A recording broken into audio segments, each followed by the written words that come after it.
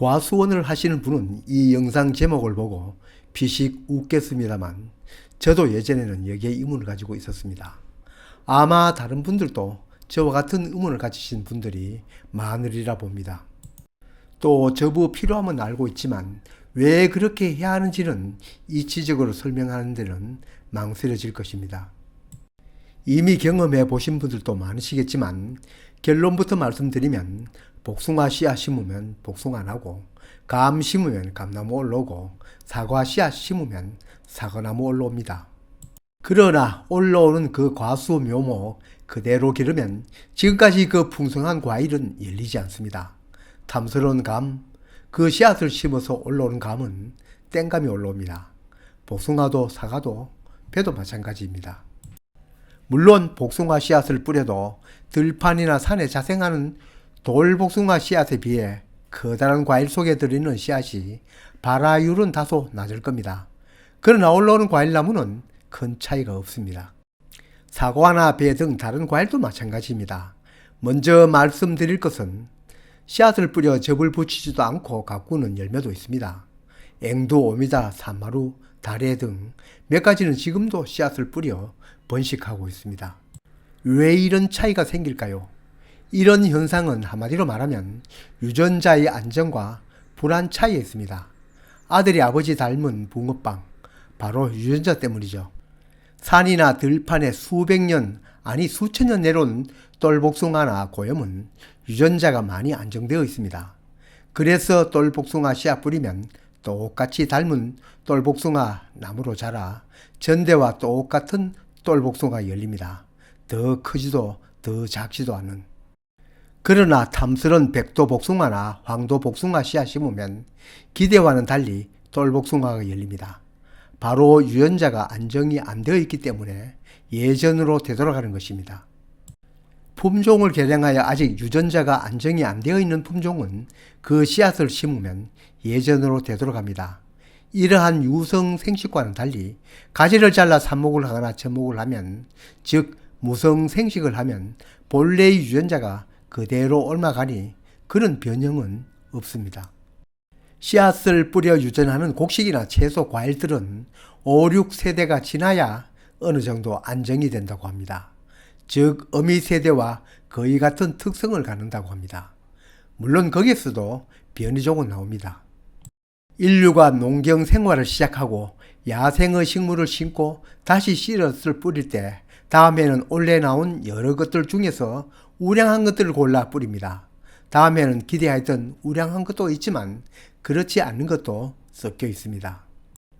그 다음 해도 또 우량한 것들만 뿌려 대를 내려가니 이렇게 내려온 품종은 대를 내려올수록 유전자가 안정이 되어 있어 전내의 어미 성격을 그대로 유지하고 있습니다. 예전부터 있어온 산나물이나 들판의 똘복숭아, 오미자, 구기자 같은 것은 씨앗을 뿌려도 그 전 어미 특성을 갖고 있습니다. 물론 소수긴 하나 새로운 변이종은 계속 나옵니다. 오늘날도 가시 있는 엄나무 씨앗을 뿌려보면 감록 몇 포기는 가시 없는 민엄나무가 나온다고 합니다. 반대로 그 민엄나무 씨앗을 받아 뿌려보면 민엄나무보다 가시 있는 엄나무가 많이 나올 것입니다.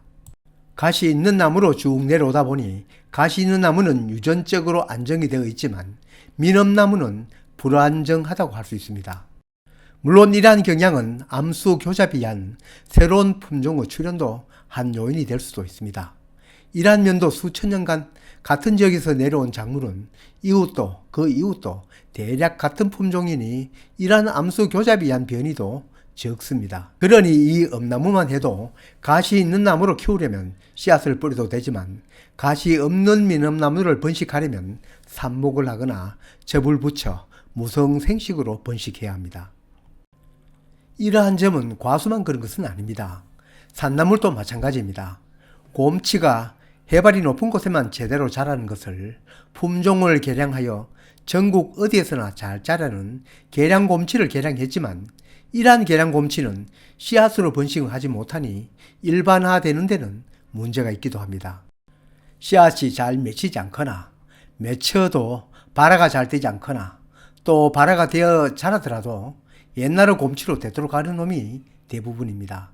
그러니 무성생식, 뿌리 분주나 삽목으로 번식을 해야 하는데 씨앗으로 대량 번식을 못하고 이러한 무성 번식을 하니 번식에는 불리할 수밖에 없습니다. 과수 얘기로 되돌아와서 그럼 삽목으로 번식하면 되지 일일이 접을 붙이는가입니다.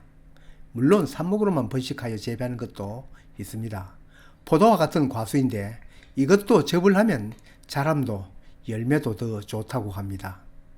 과수에서 열매는 접수 영향을 받지만 양분을 얻고 자라는 것은 뿌린 대목 성질을 따르고 있습니다.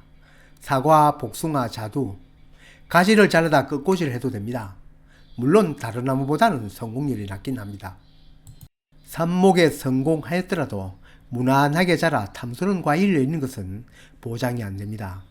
토양 적응성은 물론 병에 대한 내병성, 추위에 대한 내한성, 자람습성, 이 모든 것은 대목 영향을 많이 받습니다. 많은 분들이 접을 붙이는 접수의 품종에는 관심을 갖지만 대목에 대해서는 큰 관심을 보이지 않는데 실제로 묘목을 구입할 때는 대목이 무엇인지도 관심을 가져야 합니다. 이 점에 대해서는 여기에서는 그 필요성을 자세히 말씀드릴 수는 없어 다음에 따로 영상을 올리겠습니다. 물론 전문가원에서는 외성 밀식 재배로 대소가 옮겨가니 사과와 체리 같은 일부 과수에는 대목에도 관심을 갖고 있지만 대목에 관심을 갖는 분도 소수이고 그 품목도 한정적입니다. 엄밀히 말하면 감나무도 대목이 땡감나무냐 고엽나무냐에 따라서 재배할 때 유념해야 할 것이 생각보다 많습니다.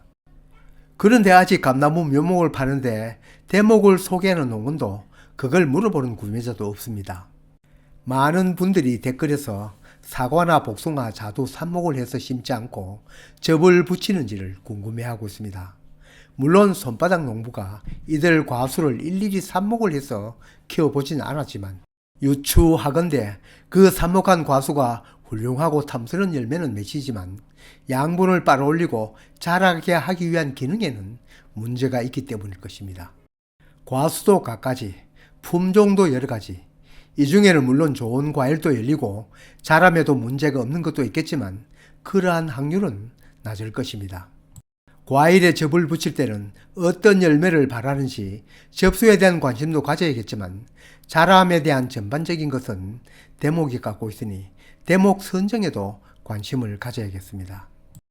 결론적으로 품종을 개량하여 오늘에 이른 많은 과수들은 그 씨앗을 심으면 발화율도 낮을 수 있겠지만 중요한 까닭은 애써 개량한 그 품종 특성이 그 옛날 야성으로 되돌아가기 때문입니다.